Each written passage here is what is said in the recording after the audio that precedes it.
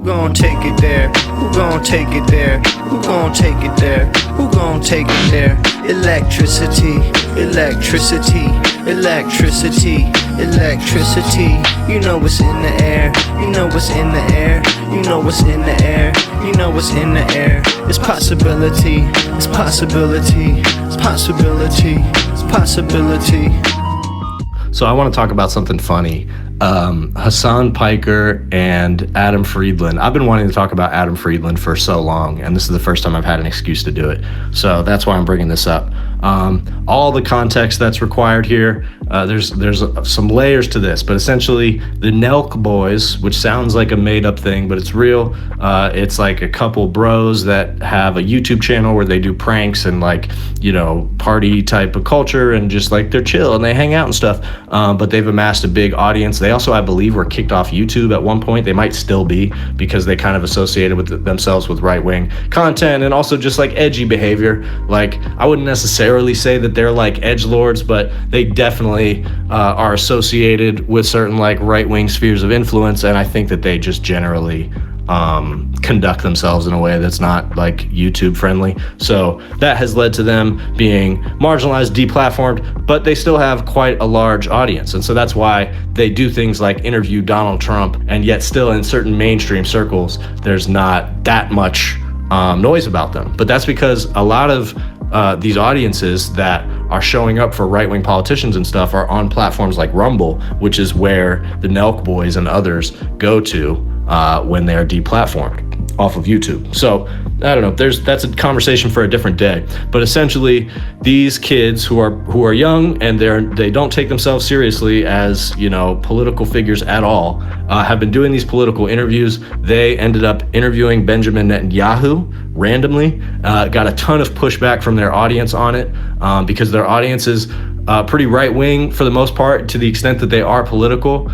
Some of them are probably anti-Semitic, but you know, they're definitely critical of our alliance to Israel. That seems to be the thing that's motivating their audience to revolt against them. And I think some of that might be out of sympathy for Palestinians. A lot of it is probably towards just like a general vague anti-Semitic sentiment. But regardless, you know, their audience did not like them having the Prime Minister of Israel on the platform. So they got in trouble. They had a lot of pushback. They were, I guess, talking to a couple different people. For some reason, they decided to talk to Hasan about this. I didn't know that he had a relationship with them, but they talk a little bit about that here. It seems like he, you know, has a line of communication with one of these kids, Steiny, who I would argue is one of the more annoying ones. But for some reason, you know, Hasan might be trying to give him some guidance if he can, or something like that. That's what it seems like is happening here, because even though these guys are very much on the right wing, and have definitely aligned themselves with that, and they've allowed themselves to be a stepping stool for people like Donald Trump and now Benjamin Netanyahu, but they seem at the same time open to the criticism that they've done something wrong here, and even to the criticism that there's something fundamentally bad about interviewing Benjamin Netanyahu or about Benjamin Netanyahu himself. But they also basically are taking the stance that that's what they do. They'll interview anybody. So they simultaneously say that they know they aren't very good at this and they don't know a lot about the subject, and they recognize that, but also that they will continue to interview anybody they can, and they're not going to turn down opportunities, and that's just what it is. So they're simultaneously sending it out there that they don't want people to shy away from interviewing them, and also that they plan to continue with this affable style of interviewing. So Hasan is doing this little debate with them, and then he gets Adam Friedland on the phone. For some reason, Adam Friedland interviewed Steiny recently on his show, the Adam Friedland Show, which is funny. That's like an offshoot of the old Come Town podcast. There's so much lore with Adam Friedland. I might not have time to get into it here. But he's a funny dude who's kind of like been pushed onto the scene by the fact that he also was a part of like really popular podcasts. But now he's kind of doing his own thing and trying to define himself within that, because he has a ton of visibility. He's doing things like getting New York Times profiles written about him and his show. He definitely has clout in the media world, but he's been in the public eye for quite a while, and he still hasn't quite defined himself as a political figure. So he's trying to do that right now. He's a pretty funny guy. I think that his style of going about the political commentary and the interviews in trying to be combative, I think that he can definitely be a little annoying and a little grating. And he was known for that on the podcast that he was a part of, Come Town. You know, I like Adam Friedland a lot. I like to see him be relevant. My concern with this conversation that they had with the Nelk Boys and trying to tell them why this might not have been a good idea is that they definitely came off as scolding here. And so it does seem like there's a fair bit of trust for some reason between, I don't know if it's Steiny or both of these two guys and Hasan. I don't know if they particularly like Hasan. I've never seen conversations that they've had together before, but they seem to have a decent relationship with each other. Hasan seems to be trying to appeal to them, and Adam Friedland as well. So let's listen to that real quick. The brilliant minds of the Nelk Boys podcast went and interviewed war criminal Prime Minister Benjamin Netanyahu. And now they're getting, they did. What, guys, in the middle of a war? It was a genocide. Adam, it's a war leader. We have to do it. You know, 60,000 people, lowest estimates, are dead right now. We understand. We have empathy with everyone who's been affected by the war in general, but we are going to have a pro-Palestinian on next week. That's what we do here. We do not. He's charged with as a war criminal by the ICC. It's you could have Slobodan Milosevic on. We would have a lot of people on. We would have anyone on. They said they would have. They said they would have Adolf Hitler on. No, we did not. We never said that. Hasan. Okay, they said they would have Osama bin Laden on, but not Adolf Hitler. Okay. We said it was too long ago. I'm catching up right now. And did you press him? Did you you dunked on him or something? We asked him what was his response to starving children in Gaza. Could he have stopped October 7th? Is he looking to have regime change in Iran? And we told him that Americans don't want to see another regime change war in the Middle East. We told him They asked him if he was starving children in Gaza, and he said no. It was Hamas starving children in Gaza. Adam. Wait. Answer this. Hasan, did they glaze? I don't know. I haven't seen the excerpts yet. I haven't seen it either. I was editing the G Herbo interview, and it's one of my finest moments, and now you ruined my day. We're putting you onto our audience now, and they're hearing your point of view, and then next week on the podcast, they're going to hear someone really reputable with the complete opposite view of Netanyahu. So I personally think right now we're going to bite the bullet, and I think we're going to take a lot of flack, but I think within a week or 2 weeks' time, we're actually going to be educating our entire audience and probably the entire internet on everyone's point of view. You're doing crisis PR right now, and I can tell this is really stressful because everyone's mad at you. But please, it's not, you guys bro. Just do pranks. People like to see you guys partying. Why you guys keep? We'll still party, bro. In the middle, people can't leave Gaza. Adam, we were in Central Bay for a few days after this. Half the people that live there are children. We were in 75% agree with you. And children. Why are you wading into that? People like you guys because they like to party. You hit zaps. You do happy dads. You guys are chill. I like to see Steve will do a chug. Just do it. Why are you touching that? Not everything. I agree. You know what? Adam's right. We don't have to. It is a brutal blood. It is blood. It is violent. That's a problem. Why are you guys? I'm gonna tell you something. If you're not qualified to do it, touch it. We're gonna drink. We're gonna hit zaps, and then we're also gonna interview world leaders. But it's not just like, dude, you're not like interviewing the Prime Minister of Albania. Okay, you're like, this is a guy. This is if you did that, you wouldn't be doing this video or this video call anyway. If you were doing that, nobody would give it. We plan to do the stream. You can check my story. We plan to do this before we. And Hasan, you're coming in here all hot, but it's like, bro, we told you exactly what was gonna happen. I texted you ahead of time. I know, but we're gonna have someone who's pro-Palestinian on the other side. Okay, but that doesn't change the dynamic. I found out about it. I found out about the interview after you had already conducted it. You haven't even watched the episode. I know, but if you were to have asked me ahead of time, I would have told you not to do it. Even if he watches it, he'll still think the same thing. No, I know, but I'm just trying to impress him. I've watched so much Nelk. I love you, boys. Listen, boys. Let's zoom out. There's a problem with today, with our society. Like, even the fact that you're talking to Sneeko and Myron from Fresh and Fit, like, that's not like, these are content creators. These aren't historians. Yes. These are people that these are the fact that the experts on its politics and its war and its violence. There are people that study this. right? It's just not everything's content, guys. So this conversation is objectively hilarious in my opinion.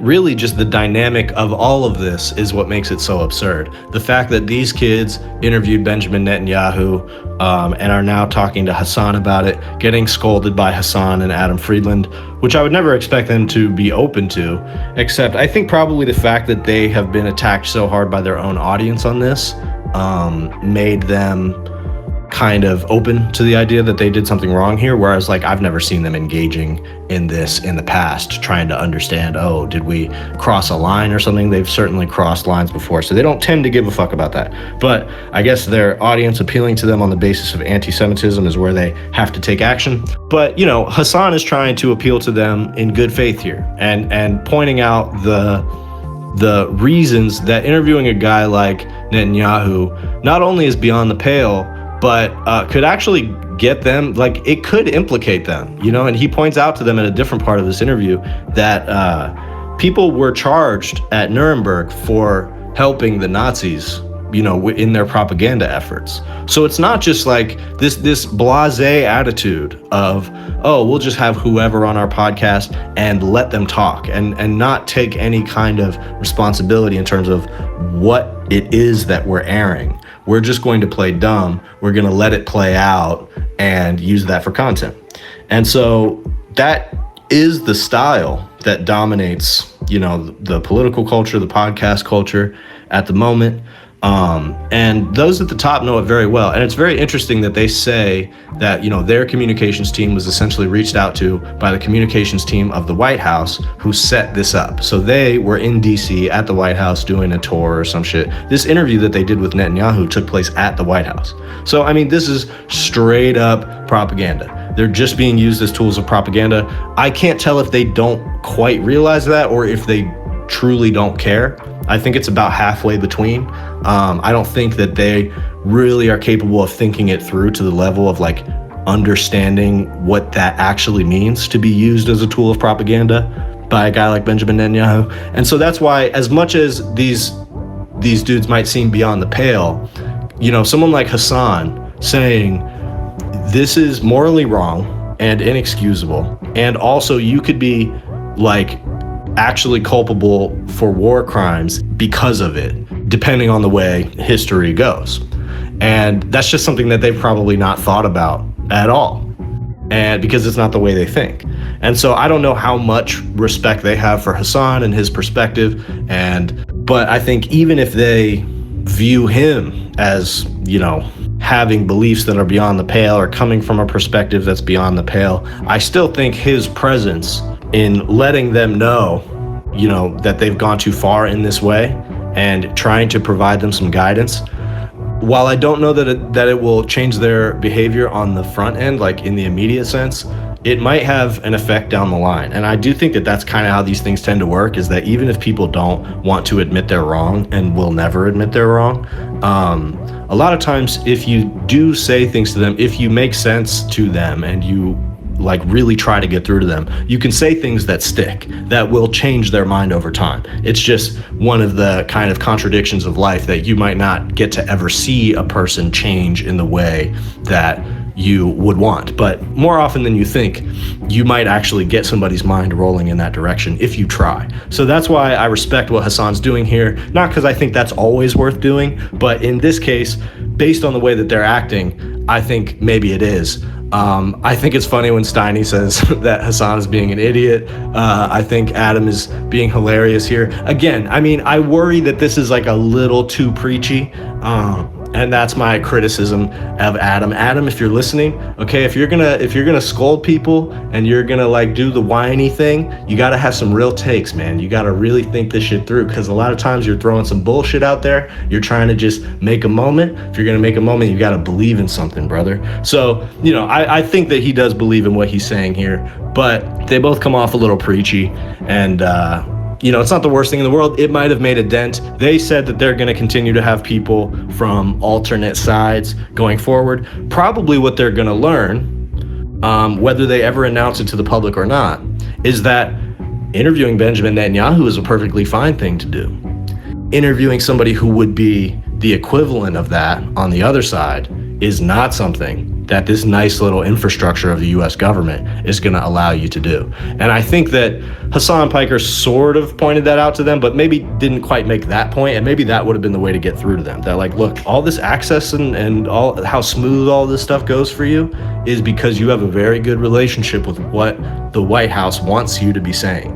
And that's why you did this interview in the White House. And the second you platform somebody that they don't want you to platform in the way that you platformed them, trust me, it's going to become a problem. They are not going to be as laissez-faire about it as they are when it's Donald Trump or Netanyahu doing the platform. So I don't know if they have enough brain cells to put that together, even when it happens. But that is what they're going to come up against, and that's why ultimately platforms like this are so co-optable.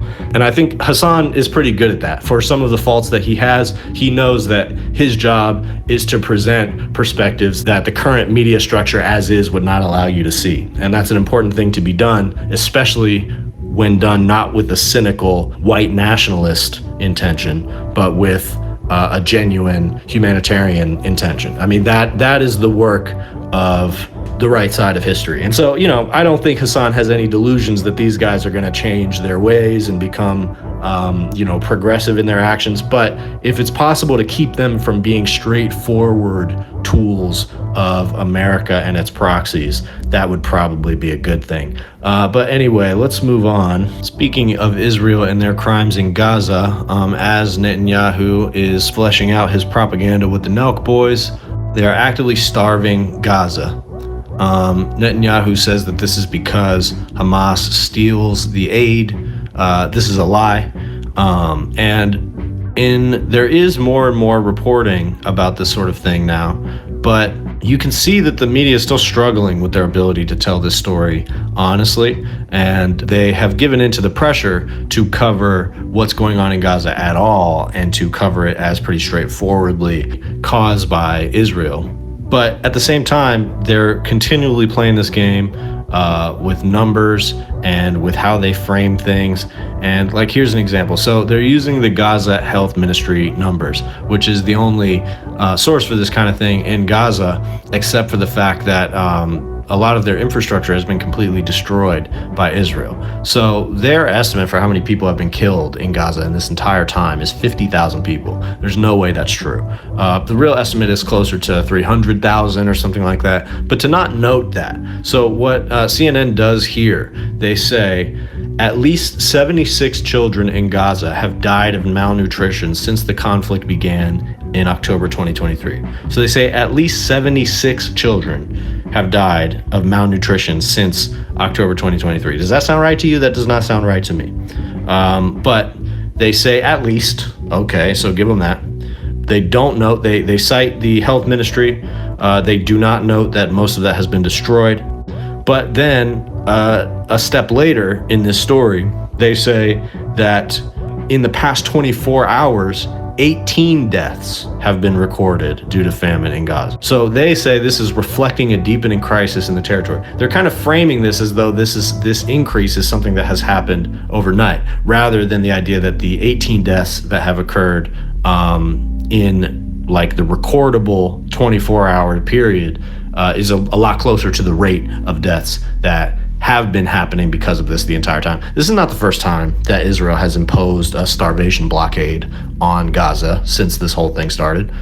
This is the second or third time this has happened, and people died each time. So, they're playing it very close to the numbers that are available because of the Gaza Health Ministry, despite the fact that to not note that these counts are obviously severely undercounted because of the conditions imposed by Israel is fundamentally dishonest. And they're going to report the real numbers or the closer numbers eventually. Once this is all over, they're going to start reporting on the real numbers. But for now, they got to play it safe and play it low, because if they were to report these numbers too high, if they were to speculate these numbers too high, if they were to start to, give people the idea that this is mass death in Gaza that we're talking about, mass death of civilians in Gaza, that might actually have an effect on what happens. That might actually change the course of the war in Israel's agenda there, and that is not what the mainstream media wants to do. Like this video, please like and subscribe, and if you really want to support support, consider becoming a member. That's the best way to support this channel. I'm also running a live stream now of my own music and content 24/7. So go check that out if you're interested in the music. You can drop a comment in the chat,